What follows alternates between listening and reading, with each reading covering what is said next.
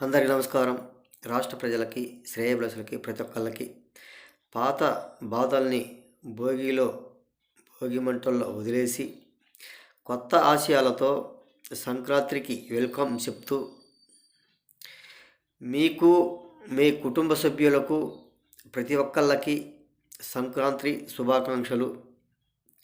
రాష్ట్ర ప్రజలు ప్రతి ఒక్కళ్ళైనా ఈ సంక్రాంతి బాగా జరుపుకోవాల్సిందిగా కోరుచు మీ కుటుంబ సభ్యులకి, మీకు ప్రతి ఒక్కళ్ళకి పేరు పేరున సంక్రాంతి శుభాకాంక్షలు అని తెలియజేస్తూ ప్రతి ఒక్కళ్ళకి హృదయపూర్వక ధన్యవాదాలు. అలాగే పేర్ని నాని బందర్ ఓడిపోయిన ఎమ్మెల్యే ప్రతిపక్ష పార్టీ.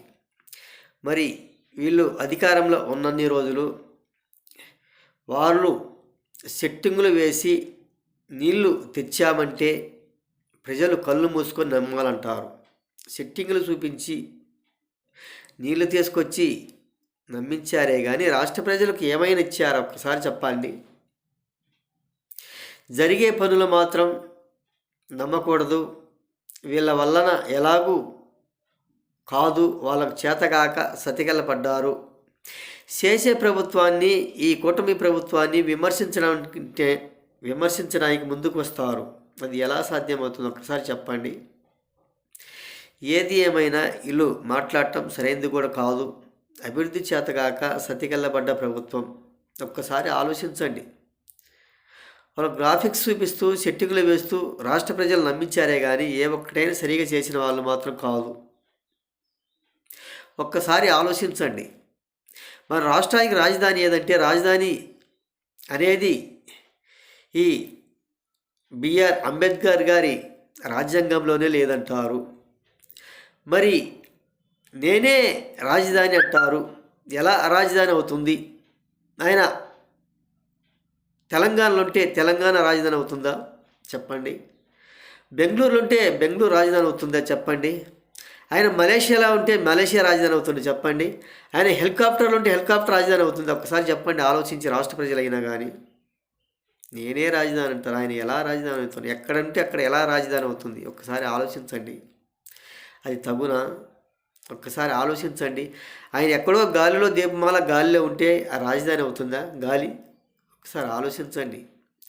ఉద్యోగులకు జాబ్ క్యాలెండర్ కావాలి, నిరుద్యోగులు బాగుపడాలి, వాళ్ళకి ఏదో ఒకటి పని కల్పించాలి. అంతేగాని నేనే రాజధాని అంబేద్కర్ దాని రాజ్యాంగంలోనే లేదు అని అనటానికి ఎంతవరకు ఆస్కారం ఒక్కసారి చెప్పండి. ఆయన ఏ దేశంలో ఉన్నా కానీ రాజధాని అంటారా? అది ఎలా సరిపడుతుంది? ఏ రాష్ట్రంలో ఉన్నా కానీ నేను రాజధాని అంటే అది ఎలా సరిపడుతుంది? రాజధాని అనేది ఉండాలి అనేది ఒకసారి ఆలోచించుకోవాల్సిందిగా ఈయన మూర్ఖత్వం అనేది ఒకసారి వదిలివేయండి. రాజధాని అనేది అందరికీ ఉండాలి, అది అమరావతి రాజధాని అనేది ఒక్కసారి ఆలోచించుకోవాల్సిందిగా. ఏ ఒక్క రాజధాని కూడా పూర్తి చేయలేకపోయాడు, చూపించలేకపోయాడు. 3 ముక్కలు చేశాడు, 3 ముక్కలాట ఆడాడు. మరి ఏ ఒక్కటైనా రాజధానిగా చేయగలిగాడా?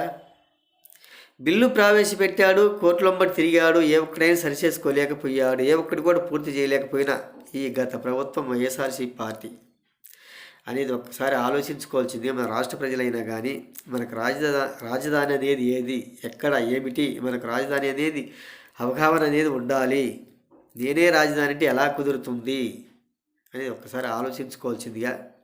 మనకు రాజధాని అనేది ఉండాలి, అమరావతి రాజధాని అనేది చెప్పుకోవాల్సిందిగా.